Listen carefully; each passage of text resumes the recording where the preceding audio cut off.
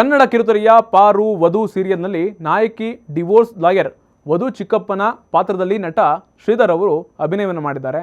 ಇತ್ತೀಚೆಗೆ ತೀವ್ರ ಅನಾರೋಗ್ಯದಿಂದ ಬಳಲ್ತಾ ಇದ್ದಂತಹ ನಟ ಶ್ರೀಧರ್ ನಾಯಕ್ ಅವರು ಮೇ 26ನೇ ತಾರೀಕು ರಾತ್ರಿ 10 ಗಂಟೆಗೆ ನಿಧನವನ್ನು ಹೊಂದಿದ್ದಾರೆ. ಕನ್ನಡ ಕಿರುತೆರೆಯಲ್ಲಿ ನಟಿಸಿ ಫೇಮಸ್ ಆಗಿದ್ದಂತಹ ಶ್ರೀಧರ್ ಅವರು ಇನ್ಫೆಕ್ಷನ್ ಇಂದ ಬಳಲ್ತಾ ಇದ್ರು.